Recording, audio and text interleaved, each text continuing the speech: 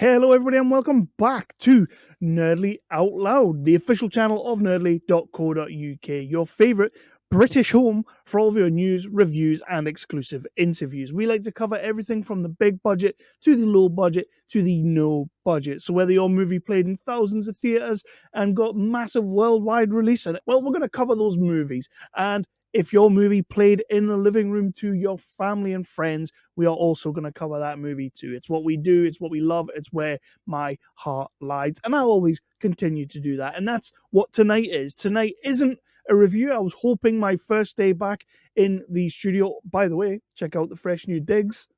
Loving it. Storm Arwen destroyed the studio. I think I've mentioned that on a few videos now. It destroyed it. I had to strip everything back to the bare bones. Because my studio, a little bit of a curtain puller here, but my studio is essentially the shed in my garden, and I love doing it in here. But it's been my place for a good few years, but obviously Arwen destroyed it, so I had to strip it all the way back, rebuild, re-soundproof, re-waterproof, re-windproof, and I'm really happy. I'm happy as hell with the results. It looks great. It's absolutely fantastic. This episode is an interview with independent actor, filmmaker, producer, done it all, seen it all, funds movies, acts in movies. It is Terry Stone, the man who you may know from the Footsoldier franchise as Tony Tucker. I think this guy's a legend. Like he's been around for a while. He's been in the game for a good while, and he's always good. He always plays his roles well. And I was really, really excited to speak to the man, especially about Footsoldier. It's one of those franchises that if you're British, you know all about the Footsoldier franchise. Lately, it's been hitting new levels, and with the new one, Footsoldier Origins, he got to play the lead. If you want to see my review of that, it is in the pile. It's in the videos, and you'll be able to check that out. And I really enjoyed that movie. It was great. Before we get into all of that, though, please do all of those wonderful, amazing, awesome things that YouTubers and whatnot ask people to do, and that is to hit that like button, hit that subscribe button, and ding that notification bell. That notification bell will let you know whenever I drop an episode, whether it's a review, an interview, anything else like news, kind of stuff like that. I'm working on some new ideas. I'm coming back with a ranked very, very soon. I've got a ranked video coming up soon where I take somebody's career and I go right the way through it and rank it and worst to best kind of thing. Impact Wrestling, I'm going to be covering a lot more of that. Be doing the interviews with the guys. Absolutely loved it. Check out my Big Cass interview there. Not Big Cass. Sorry, in Impact, he's called W. Morrissey. Sorry, W. Morrissey, if you're watching this. That was terrible. But yeah, you may remember him from WWE as Big Cass. That man has had a time of it over the last couple of years, especially since leaving the WWE. And yeah, he's fought his way back, and it was a struggle. And I'd been watching him, like I'd been watching interviews and stuff like that. I'd seen some of the things he'd done, and then when he came into Impact, he's been blazing a trail, just wrecking shop. And it's been great to see as someone who, you know, I've had a few issues with my demons, much like W. Morrissey has. But it's great to see him come through all this, and it's been awesome to see. And I made a point of letting him know that. So please do check out that interview as well. And on that, I need to thank Mr. Phil Wheat, the big boss man. Thank you so much for doing some videos and putting some stuff out there. Some amazing content he's been putting out. He's been doing some unboxing videos, AEW crates where he got a swanky ass t-shirt. I love that t-shirt, by the way. Then he did like an unboxing of a Masters of the Universe toy, a Warhammer toy, like I say toy, like models. Dude loves his toys, loves his models, and it was awesome. I really got a kick out watching those videos because I've been primarily putting the content out there, primarily putting the videos out there, the reviews out there, the interviews out there.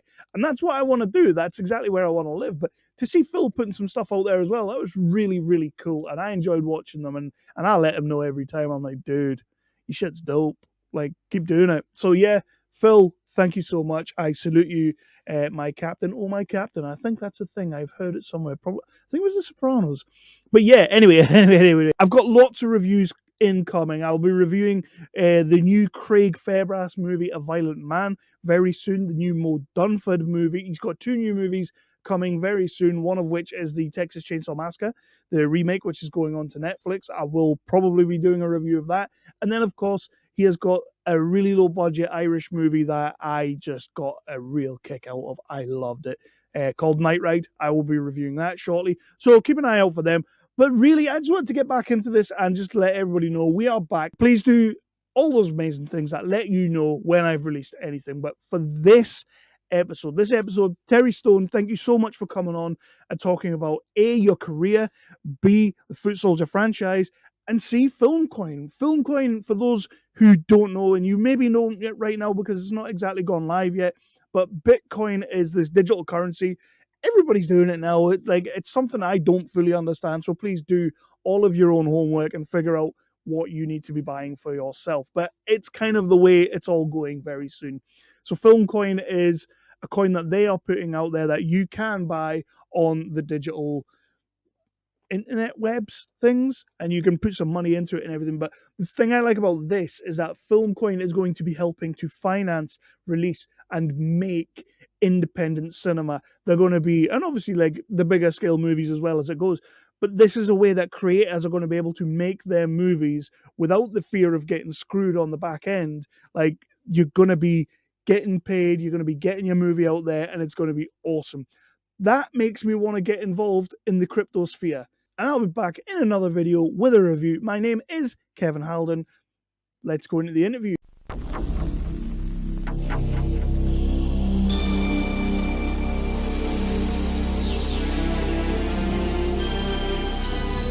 And now, our feature presentation.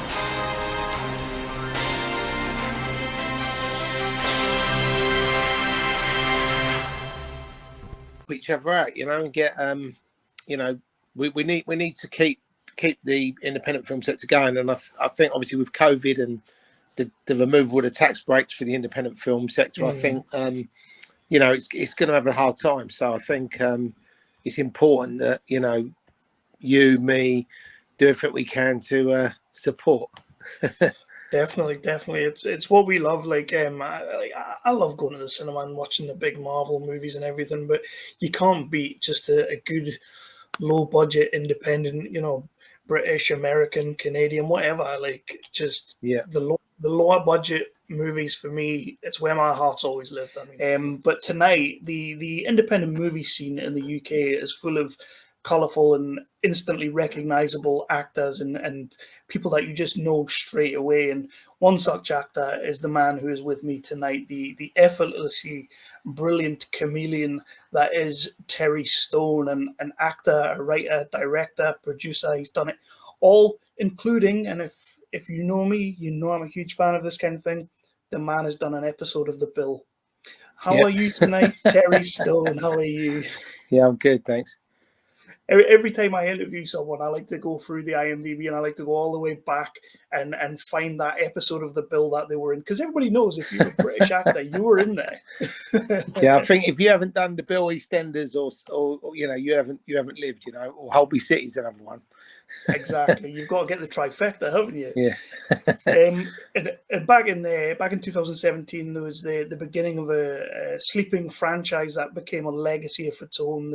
The rise of the Footsoldier, a retelling of the Essex Boys, the Range Rover murders, which I think if you lived in Britain, if you lived in the UK, and if you loved your movies and everything, you knew the Essex Boys story, you knew the rise of the Footsoldier story. It was something that everybody just fell in love with, and it became a cult phenomenon. And Terry, you're a huge part of that as Tony Tucker, one of the most instantly recognizable dirtbags in independent movies.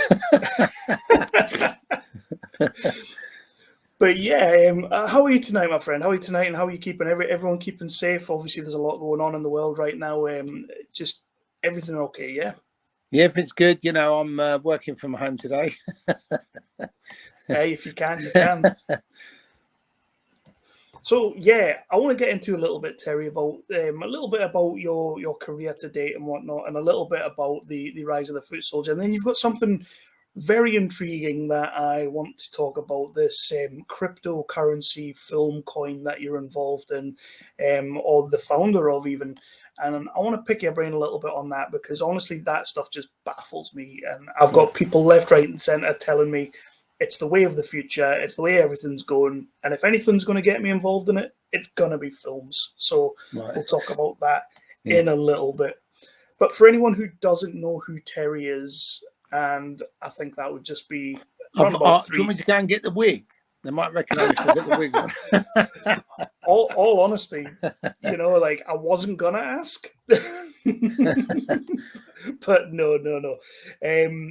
For anyone who doesn't know who Terry is, and anybody who hasn't seen the Footsoldier franchise, and anybody who's been sleeping under a rock in the last 10 to 15 years, let people know a little bit about yourself and how you got into the industry. You know, a nice, easy icebreaker question. I mean, I was just lucky, really. You know, I was sort of running clubs all around the world, and I come out of that business in February 2003, and I was sort of just in a sort of limbo part of my life where I was sort of floating around. I opened the bar and restaurant and wasn't really sure what I wanted to do next. And then out of the blue, I just got a call saying, I'm making a movie. Do you want to be in it? So I was like, yeah, why not? You know, it'd be a laugh. Obviously, I've grown up, you know, a massive movie and TV fan. You know, I think, you know, when I was probably 10 years on, you know, I would drive my parents mad for money to go to the cinema. I'd, you know, collect VHS videos, and then obviously when it went on to DVDs, I collected DVDs. I've got all the great films, you know, and I've sort of run up with them. So obviously when I got this call, it was kind of weird because I'd never ever thought, you know, oh, I'd like to be an actor, or I'd like to be a producer, or I'd like to work in the film business. So, you know, bizarre sort of, you know, out the blue phone call, but that really is what was the catalyst for me getting in the business. And this film, I mean, it wasn't a particularly good film, you know, but it had some great people in it. It had people like Scott Welsh, who just come off a Snatch, Andy Beckwith, again, who just come off a Snatch, Martin Hancock, who was in Coronation Street, Billy Murray, who was obviously in The Bill, and obviously then he went on to be in EastEnders.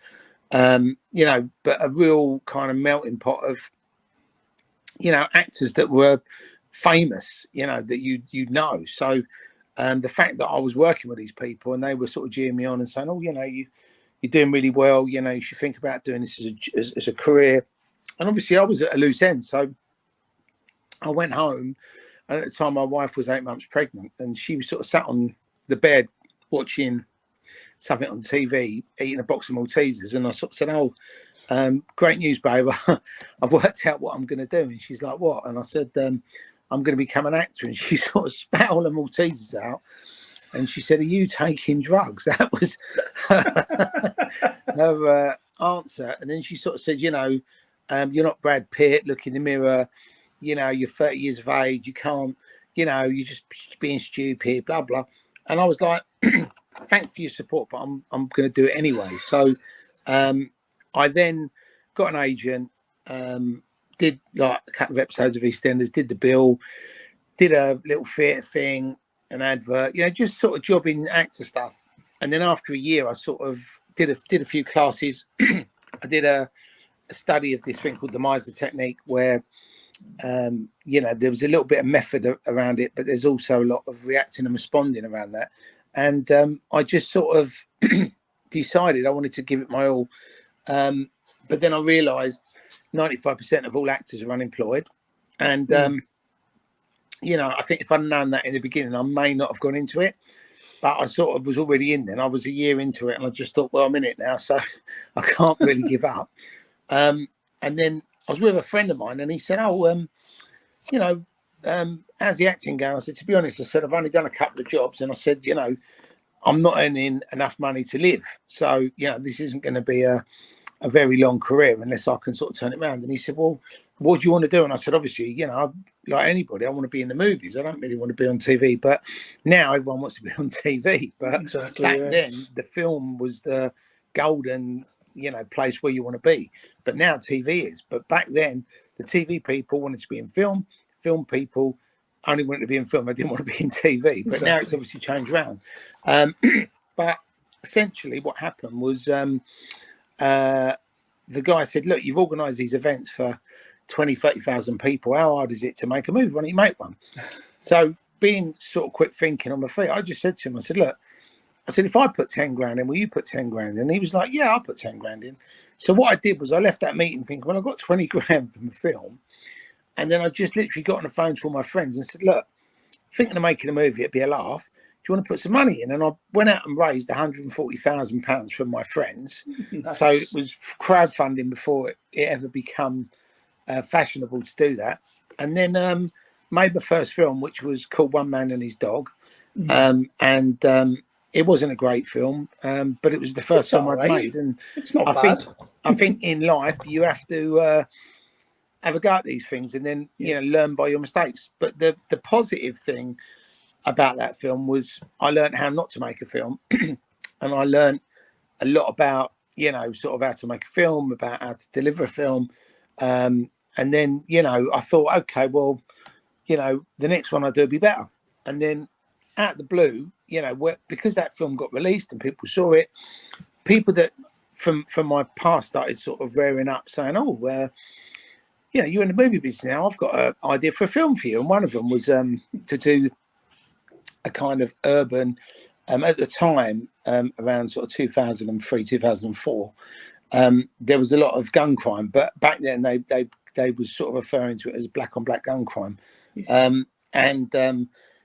That was really spiraling out of control. There was people getting, shot dead. There was drive-by shootings. I mean, it was quite hairy. And the guy approached me with this idea for a film, and I just thought, it's kind of like New Jack City Boys in the Hood, but like a British version.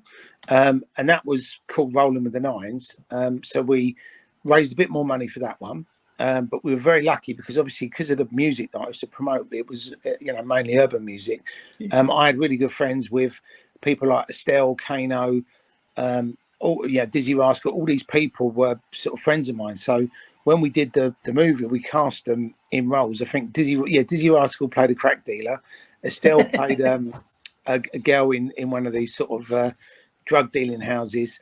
Kano played a bank robber. So we had all these characters that people massively famous now, but back then they were just kind of getting started. And that film got BAFTA nominated, won Rain Dance, and obviously that put a lot of heat on me as an actor and as a producer. So what then sort of that led to me changing agents, and then I got another person approached me with a book called Muscle, which was Carlton Leach's book, and it was just picture him on the front, sort of pulling the face with his fist going, and I remember looking at it thinking, who's going to want to watch a film about a doorman? But then I thought I'd read it anyway, and read the book, and the book was really interesting because it was how he used to be on the terraces, how he met Nigel Benn, how he met Tony Tucker and Craig Rolfe and Pat Tate, and the Essex Boys, and it was just an interesting story. Had a feel to me like it was sort of like Football Factory meets Goodfellas. So I thought, you know what, I like this book. So I bought it off him, developed the script, and then I was walking around for a couple of years with this script, trying to get people to fund it. But obviously everyone was going, oh, I'm not sure if it'll work. We sort of thought Craig Fairbrass looked a bit like Pat Tate, and when we auditioned him, he did a good audition. So we went in with him, but everyone was going, oh, you got a bloke from EastEnders in it. Oh, it won't work. You should maybe do a TV series. Oh, who's going to want to watch it? It was just negativity everywhere I went. And then I bumped into these West Ham fans who had a production company, and they were like, we quite like this. And they said, let's have a look at your previous film, which was with the same director, same writers. And they went, we like this. We're putting £1 million into it. And I remember leaving that meeting and thinking, this doesn't happen, right? There's no way these people are going to just give me £1 million for a piece of paper.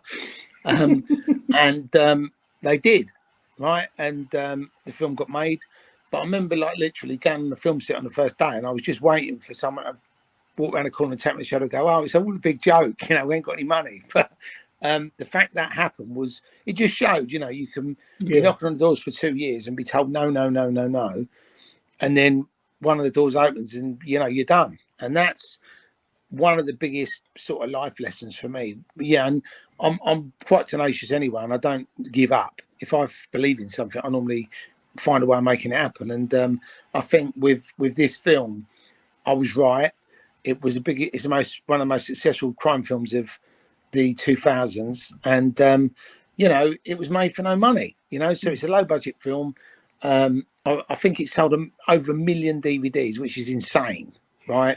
And there's been 4 other films made, so there's it's turned into this true crime film franchise, which is nuts. And if I'd known that was going to happen, I'd have been able to say, I was a visionary. I knew this was going to happen. But the reality is, nobody knew it was going to happen. And I just think, there was a film about the Essex Boys with Sean Bean in, which I didn't think was done particularly well, because I think, if you're going to portray the Essex Boys, you can't have the guy walking around with a northern accent. So that sort of took me out of it. And obviously they were very careful with the story, and they sort of made it a little bit, it was sort of like fictionalized, but bits were real. And I think when you saw the Range Rover on the poster, you was like, wow, I've got to see this film. But when you saw it, you was a bit like, oh, it wasn't really. And that was the other thing that spurred me on to make this film, because I just thought,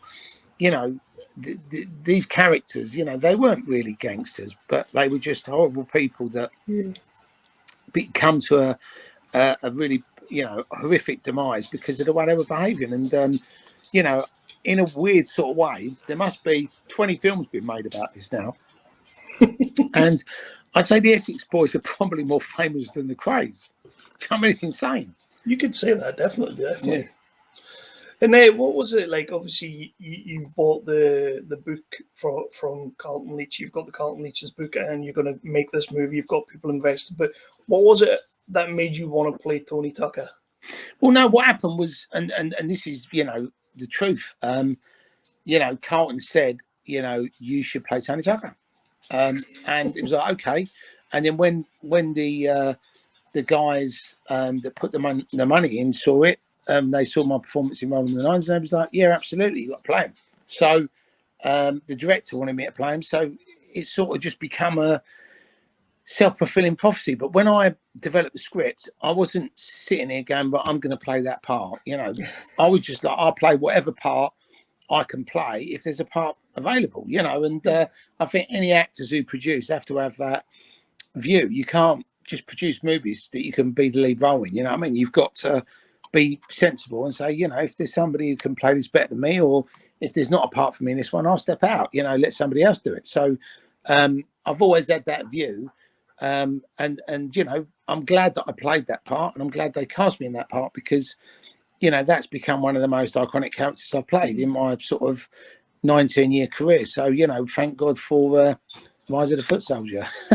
Yeah, and I think the three of you, Tony Tucker himself is a great character, and you yourself are great as the character, but it's the relationship between the three of you, yourself, Craig Fairbrass, and Roland. Like, every time you three get together, and especially in the latest Footsoldier movie, Origins, there's just magic on the screen. I love seeing the three of you together. It's just every time. Well, a lot of people have messaged me, stopped me in the street, and they've all said that's the best one in their opinion. And what was nice for me was, you have a few people going, oh, you've got somebody else to play the part, you're too old and all this. They could have got somebody else to play it, but then everyone would have moaned, saying, oh, why have they got that bloke to play Tony Tucker? He's not the same, or whatever. And I think the fans in the franchise, like what you just said, they want to see Tony, Pat, and Craig behaving badly. You know what I mean? So, it's if you've got an issue with that, you could pick any film apart, couldn't you? Oh God, yeah. So, plus, as well, you wear that wig so bloody well, and it does. Yeah, there's not many people who can pull that wig off like me. I'm probably not at all. 10 years younger. As soon as you put that on, 10 years younger. Right. So my wife thinks I look 10 years older. No. Personally, as you just said before, I think Footsoldier Origins came out at precisely the right time. Obviously, we had a pandemic going on and everything. It was just a nice bit of Brit gangster fun. Just you guys loving it up, and when I watched it, I was spotting, like some Michael Elkin was popping up, Sam Gittins is popping up, and I'm seeing all these Vinnie Jones pops up, and just it was a really good film, and genuinely, I do think Origins is probably the best of the franchise. I think it definitely is. Yeah. Are I mean, people say that I only say that because I'm playing the lead in it, but it's got nothing to do with that. The reason I said it was because working with Nick Nevin, I mean, that film has got so much meaning to it because, when in March 2020, or it might have been April 2020, obviously we're all locked down, we're all like going, what is going on? And then out the blue, I get a phone call saying, look, we're thinking of doing Tony Tuck story. Do you want to come back? And I was like, yeah, why not? It'd be a laugh. And then that conversation went from, being in it, playing the lead, to producing it, and then, basically doing a co-pro on the film. So we joined forces, we developed it, raised the money for it, cast it all in lockdown. We made the film. There was another lockdown, obviously, when we was making the film. And then obviously there was subsequent lockdown. So it was a bit like a yo-yo way of filmmaking, but we managed to develop, finance, produce and deliver and release this film. This is probably one of the only independently financed British films that come out of the pandemic, that's truly British, and everything I've just said to you. There's been no government funding. There's been nobody giving us handouts. There's been no Netflix, Amazon, Sky. Nobody's given us any money. We've had to do this ourselves, and for that reason, if anybody sends me a message saying they think the film's shit or it's stupid, why did anybody make that film? It annoys me because I just think, the actual story of that film and the aggravation and the hard work that's gone into it, whether you like the film or not, you've got to give it sort of 10 out of 10 for what we achieved, because, there was so many people that couldn't raise the money. They couldn't get their head around the restrictions. They couldn't find the locations. There was so much work that went into that film. And, it was blood, sweat and tears for everybody. And, making a film that you don't know if it's going to come out or not is just bizarre. It's sort of like, we're making this film now, but we don't even know if the cinemas are going to be open when we've finished it. Do you know what I mean? Exactly. Obviously, we didn't know whether it was going to be released in the cinema. So it really was a big roll of the dice. And I think Nick Nevin obviously done a brilliant job. Andy Loveday, Terry Loveday, Richard Turner, myself, we was all involved in the film. And, it's something, I'm immensely proud of, not just from an acting perspective, but also that we managed to pull this off in a pandemic. Hey man, you should be. I mean, I built a bar during the pandemic, but that's not as good. No, it's good, mate. At least you can get a drink, in your own house. It's a good thing. And then another quick one on that as well. You talking about people who popped up in the movie. I just remembered there Rachel Warren as well. Who I'm a big fan of Rachel. I've been watching her career so far. She's been on the show before, and it was great to see her in this. So when do we get the Craig Rolfe story? Don't know. You know what? I think it's a good idea, but I think they kind of merged Tony Tucker and Craig Rolfe in this one, and I think, and I know this is hard to say, but I think it's run its course now, and I think if there is another one, it either has to be a spoof, like Footsoldier versus Zombies, or it has to be they're dead. What happened next? And then there's a new generation coming, or there's, who took over next? What was the next story? Obviously it's not going to be Footsoldier. So I think the Footsoldier fans will be disappointed with it because I think they go, well, it's great that it's moving on, but, we still want to see Tony, Pat and Craig smashing people up and calling everybody cunts, So I think nobody does it better. That's just the reality. I mean, so, I mean, I've never, out of all the films I've been in, I've been in like Once Upon a Time in London, went Netflix worldwide.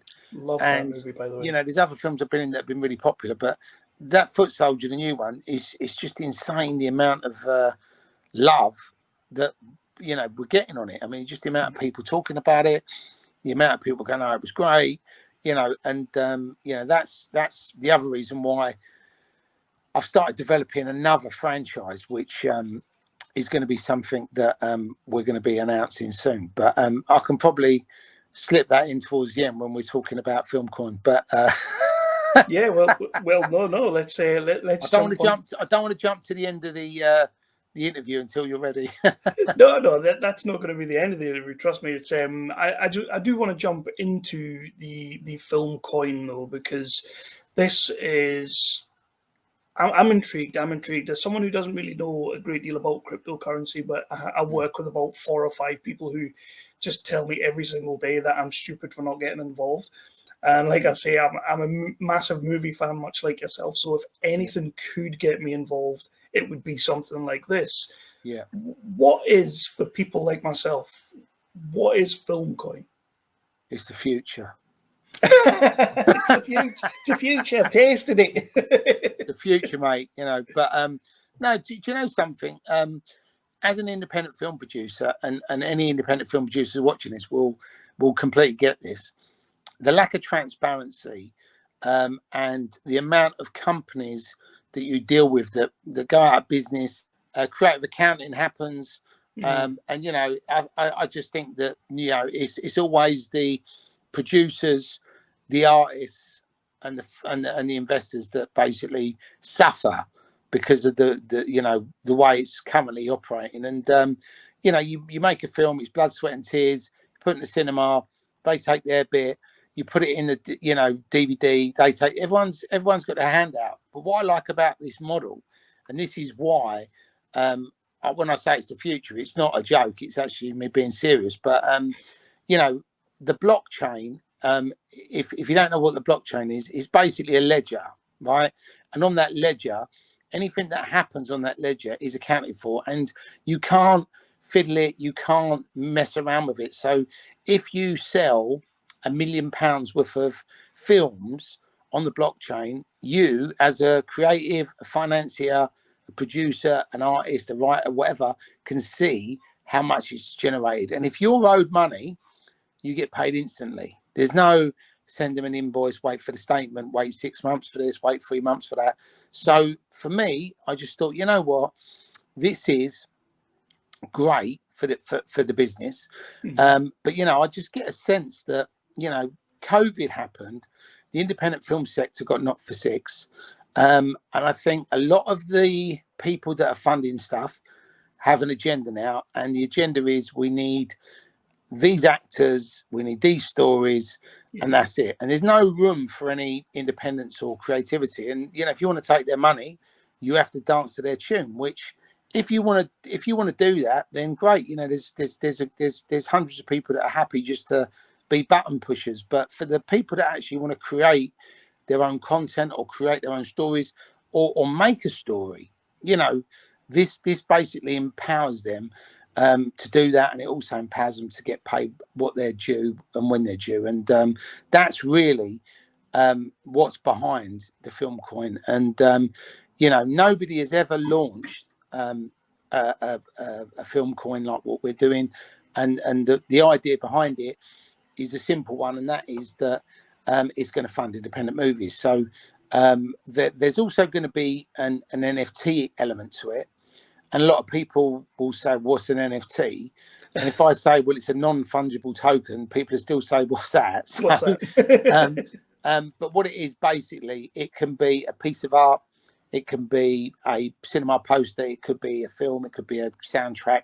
It could be an image of a character from the film. You know, any of these things, you know. So we're going to combine crypto, NFTs, and film and television, you know, all in one banner. So, you know, we've got some really high profile people involved that are putting money into it, that are buying the coins, that are actually going to promote it online for us. And we've got some ex-Bitcoin people who have also joined, you know. So, you know, this isn't like, you know, anybody can launch a coin, right? You can go and put it on Uniswap or PancakeSwap or some of these sort of decentralized exchanges, and you might get 20 or 30 people buying them for like 2 cents or whatever. But you know, we're not interested in doing that. We want to do this on a big scale. And the support we've had so far from everyone we spoke to has been outstanding. And we're going to launch the coin on the 28th of February. That's when it goes on to the centralized exchange, which is the A-list of crypto. You know, that's where you want to have your coins, because there's 1.2 million people actively buying and selling. The actual exchange has billions of transactions a day. So the liquidity is there. So for people who want to buy and sell, you know, if you wanted to invest in a movie, what this does is it basically empowers anybody in the world. If you've only got £50 and you say, well, actually, I wouldn't mind investing in a movie, but I can't invest in a movie. Well, if you buy some film coins, right, then you can help support that movie getting made. And obviously, when the coin gets launched, we've got a movie which I alluded to earlier, which is going to be part of a new franchise that I've created called Tales from the Trap, and it's going to be basically like a Top Boy meets Blue story. That's basically the premise of it, and it's about the County Lines drug dealing gang. So, you know, we've got a good script on that, and it can spin off into, you know, 5 or 6 films. It can spin off into a TV show, merchandise, record labels. You know, there's so many things that can spin out of this, and that's really you know, what I've been sort of working on the past few months. And obviously, you know, getting this whole thing, the tech and everything, you know, I've got some great tech partners on this. I'm not crypto literate, you know. I was like you know, and I thought I'd missed the boat. But what everybody said to me is, they said, look, it's not even started yet. If you look at the market cap of cryptocurrencies worldwide, it's 3 trillion, which sounds like a lot, but that's Apple's market cap. So that's one company, right? So you know, the world's a big place. So I definitely think cash is going to go, and I definitely think crypto is going to be adopted by everybody. I mean, it's already kind of being adopted by everybody, because, you know, the banks are going and everything's on your app on your phone now, and you're moving around, you know, numbers on a phone and transferring numbers to numbers. So PayPal now accepted, don't they? Yeah, so, you know, and people always go, oh, cryptocurrency, I don't understand it. But if someone says to you, well, you've got a wallet on your phone, or you've got an app on your phone, and you're going to put stuff in the app, and then you're going to pay for things with the app, most people, even 70-year-olds, know how to do that. So I don't think the adoption of no cash and crypto is going to be, it sounds, you know, really, you know, oh my God, you know, is that really going to happen? But I think it will. But the beautiful thing for, you know, creatives is, you know, when you're creating something, you want to get paid for it. And if it's a success, you want to see the money. You don't want to be waiting 6 months or 9 months for it. And then the company goes out of business and they owe you, you know, 500 grand. I mean, it's no good then, because you're never going to get it, you know. So, you know, they're really the main reasons. But there is a opportunity for, you know, members of the public, you know, your listeners. They can actually buy the coin before it goes onto the exchange at 20% discount. So, you know, I always say to people, if you do anything, always do your own research, and always make sure, you know, it's not a guaranteed investment. It's a high risk investment, but it's an investment that if you believe in what I do, you believe in crypto, and you know, FilmCoin's a cool name. You know, it's a great name. And you know, it's when we make this Tales from a Trap film, it's going to be the first film ever to be funded by crypto. So you know, people have dabbled where they've tried to do NFTs of a film, or, you know, somebody's put a little bit of money in the film via Bitcoin, but nobody's actually gone, here's all the money for a film via crypto and NFTs. And we're going to be the first company, and I'm going to be the first producer in the world to do that. So you know, and the great thing is, once it's launched and everyone sees what it does, then we're going to be in a nice position, because you know, you know, obviously the more people that buy the film coin and the bigger it gets, the more films we can make, the more other films that we can fund outside of our slate. And you know, this could become an interesting way of raising funds for films, getting films distributed and getting the money in quick, and not having to rely on lots of these third parties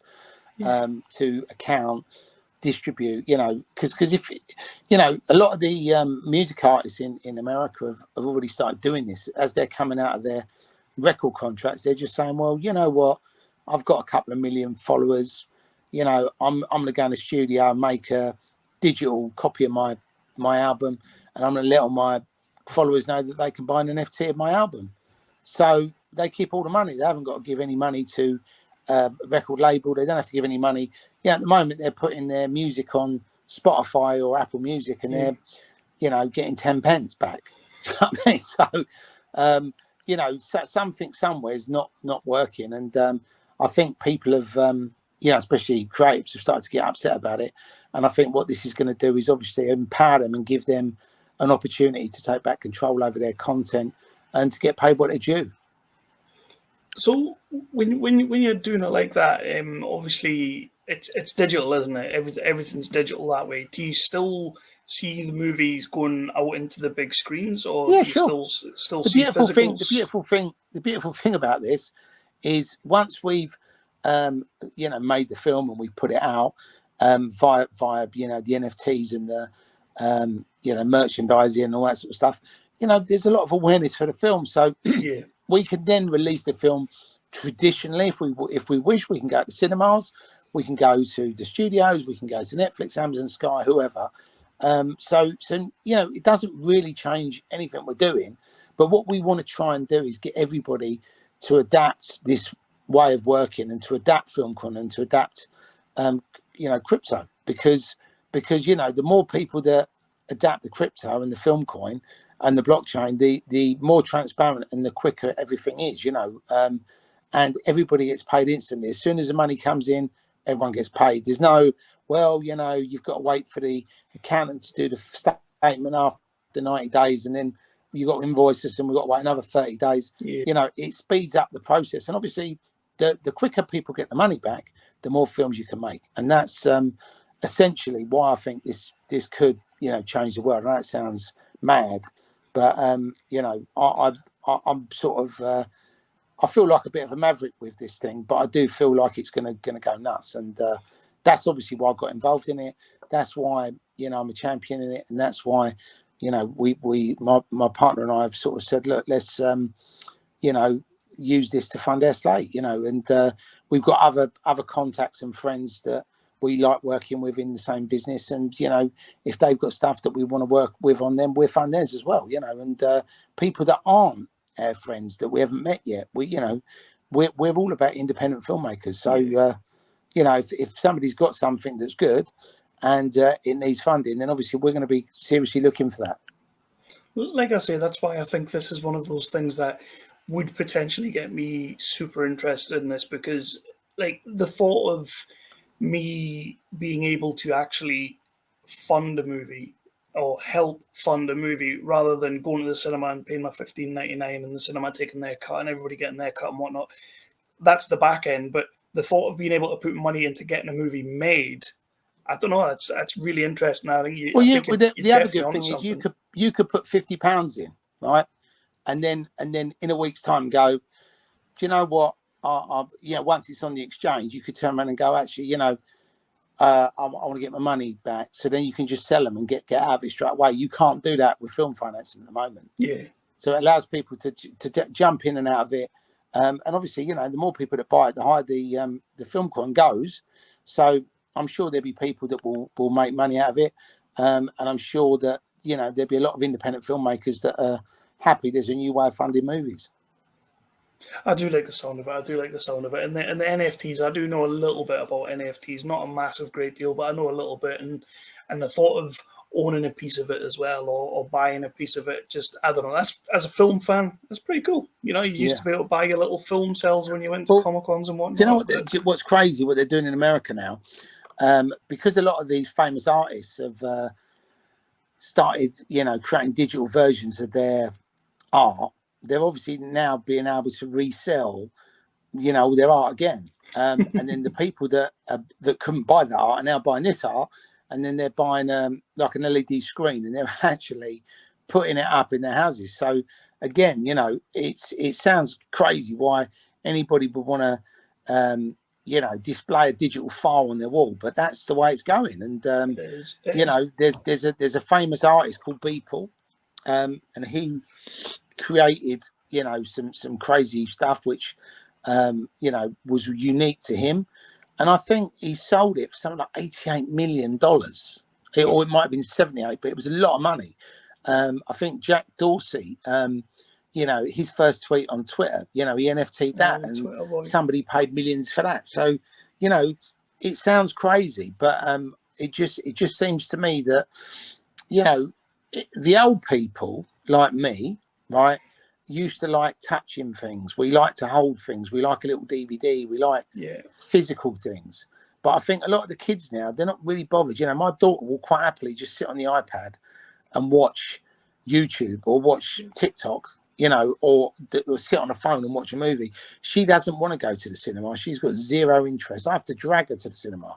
But that's going to be the new generation. And, all the people I know who's made money out of crypto or have adopted crypto are all the sort of, 16 to sort of 30s. And the 16-year-old shouldn't even be dabbling in it, really. But I think they've got 500 quid or £1,000, and someone said to them, "Oh, you should buy some of these," and they bought it, and then made a return and gone, "Oh wow, I'm a crypto trader now," and then they bought something else and made money. And there's lots of people that have made lots of money out of crypto. There's lots of people who have lost money in crypto, but I think that there's more younger people that have got great stories about it, and I actually think that's the reason why they're the people that are going to adopt this. They're the people that are going to want to buy the NFTs. They're the people that are happy to watch a film on their phone. They don't care about cinema.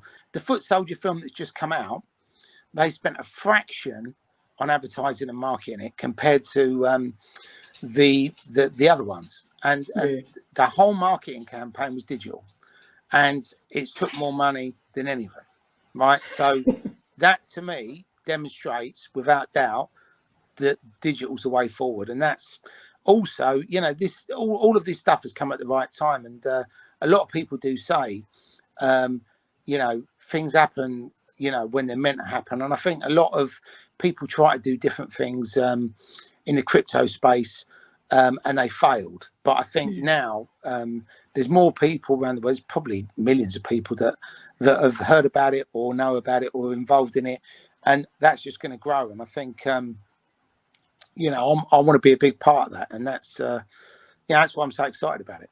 FilmCoin drops the tail end of February. It was the 28th. So the 28th of February is when it lists on free exchanges, and then it will just roll out on other exchanges, and then we're going to be announcing the first film that's being funded by crypto. That will be in March. I'm not sure when in March that'll be, but obviously when that happens, that's a lot of noise, because it's being fully funded by crypto. It's not being funded by Bitcoin. It's not being funded by Ethereum. It's being funded by a currency that we've created to empower and make independent films. And that's really what we're doing. So that's kind of why it's exciting for us, because we're doing something no one's done before. And, I think in this business, you have to be first. Up it a little bit, but first of all, obviously you've got that going on.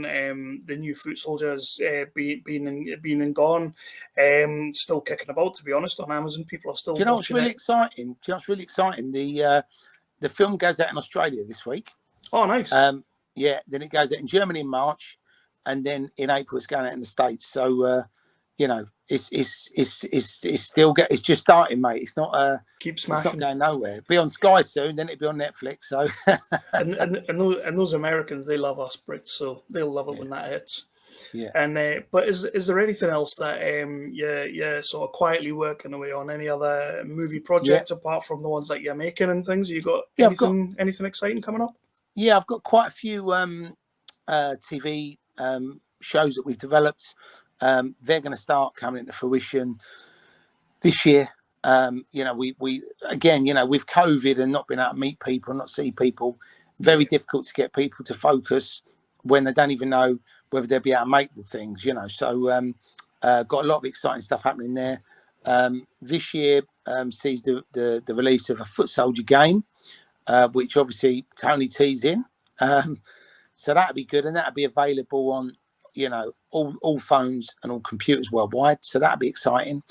I've done a documentary about the UK garage scene, which I saw I've this, sort of yes. directed and produced with Richard Turner, who's my business partner, and that you know, it's got people like Miss Dynamite, So Solid Crew, Anthony Joshua's in it, you know, Heartless Crew, MCDT, like everybody you can think of means anything in that space. Yeah. So we're finishing that off currently, and then we've also got a film we made last year, which is like a British Reservoir Dogs called The Last Heist, and we're finishing that off at the minute. So there's 3 projects that we're currently finishing off that are all going to be released this year. And then obviously we're launching the FilmCoin in February 28th. And then off the back of that, then we're doing this Tales from a Trap film. And then we've got a whole slate of movies that we're going to be working on and making this year. I mean, on average, we're making anywhere between, you know, 2 to 4 films a year. Some of them we finish in a year. Some of them sort of straddle the next year. But we're always developing new things. We're always coming up with new ideas. And, you know, with these things as well, you never know which one is going to go, you know, first. So you've got to spin a lot of plates. And I'm sure anybody who's an independent producer knows that. So Definitely. Tony, this has been absolutely fun. Sorry, Tony, I'm calling you Tony Tucker now. No, but Terry, see, if I had the wig on, I wouldn't be upset. But, you know, people do come up to me and go, call me Tony all the time, so that's fine. I'm just used to seeing you as Tony Tucker, and that's the way I like to see you. Brilliant. Well, listen, maybe they'll make another film. I don't know. Maybe they can do the Tony Tucker story part 2, what Tony did before he got killed. I don't know. they could. There's ways and means. You can retcon that stuff. Yeah. Anyway, we could maybe just have a whole film of me and Carlton in the gym training together. Go for it. Go for it. But no, Terry, this has been absolutely fantastic. Thank you so much for jumping on. Again, you're somebody that has been on the independent scene for years, and I've seen you in many different projects, and I could talk about most of them, but we've cherry picked a couple tonight, and really we wanted to get you to talk about FilmCoin, let people know what this is, and educate myself a little bit. So, brilliant. Well, thanks for having me on the show. It was good to speak to you, and hopefully we can see each other in person next time and not have to do it over a Zoom talk. Thanks for having me on. No problem. Thank you.